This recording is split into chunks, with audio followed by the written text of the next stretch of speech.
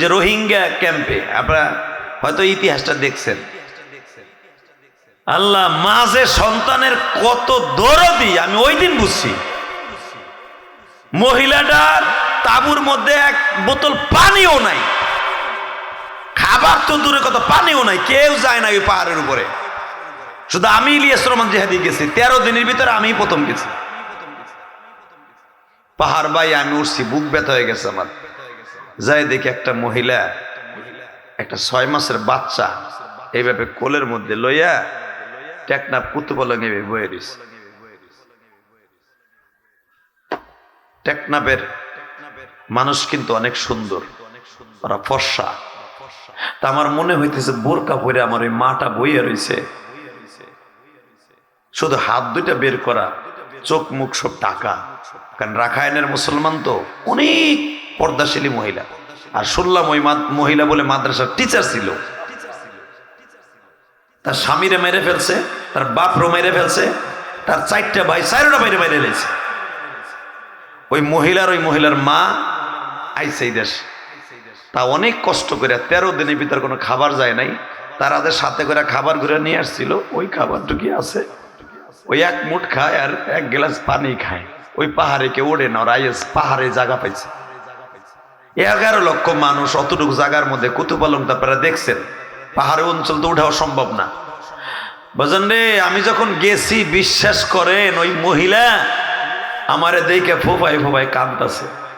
ওরা তো আমাকে ভাষা বুঝে না, আমিও তো ভাষা বুঝি না, শুধু এতটুকু বুঝি। ওই মহিলা আমার আরবিতে বলতেছে, আরবিতে, ইয়া আখি কুল কুল কুল, কুল মানে খাওয়া, ভাই আমাকে কিছু খাবার দিবা। তা আমি তো ভাই পাহাড়ে উঠছি, এত খাবার সাথে নেই 2 বোতল পানি আছিল, একটা জুস আছিল, আর সিরামুড়ি মনে হয় 2-3 কেজি হইব। এটা আমার সাথে যে আছিল এক আলেম, পরে লইয়া উঠছি। এগুলা দিয়ে যখন দিছি, বিশ্বাস করেন ওই মহিলা কোরআনের আয়াত পড়তেছে, আমি এখনো বলি নাই হুজুরা, এখন ওই মহিলার তেলাওয়াত আমি বলি নাই।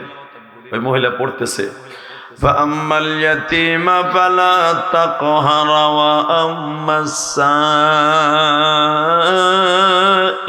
فَلَا تَنْهَرْ। আমি বুঝিয়া নিলাম আমার এই মা আলেমা, সাধারণ মক্তবে পড়া মহিলার তেলাওয়াত আর মাদ্রাসায় পড়া তেলাওয়াত এক না। এখন তো কিছু বক্তা মহিলা মাদ্রাসার বিরুদ্ধে উঠে পড়ে লাগিয়ে গেছে, কিন্তু মনে রাখো মহিলা মাদ্রাসা এখন বেশি বেশি দরকার মা বোনদের জান্নাতের জন্য। দোহারের যুবকরা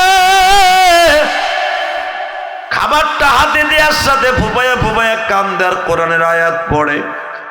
আমি তখন বাচ্চাটারে টান দিয়ে মনে হচ্ছে কবুতরের বাচ্চার মতো ফর্সা। বাচ্চাটা না খাইতে খাইতে শুকায় গেছে। আমি বললাম, মা গো তোমার বাচ্চাটা আমারে দিবানি, আমি লয়ে যাই, আমার গাড়িতে লয়ে যাব, ওই মারে পালতে দিব, যেই মার বাচ্চা হয় না। তোমার তো আর একটা বাচ্চা আমি দেখতেছি, এই বাচ্চাটা দিয়ে দাও। ওই মহিলা আমারে বুঝাইতে যায়, জীবন চলে গেল, আমার বাচ্চা কাউরে দিব। তখন আমার কোরআনে আয়াত দিয়ে বুঝায়, আমি এতিম,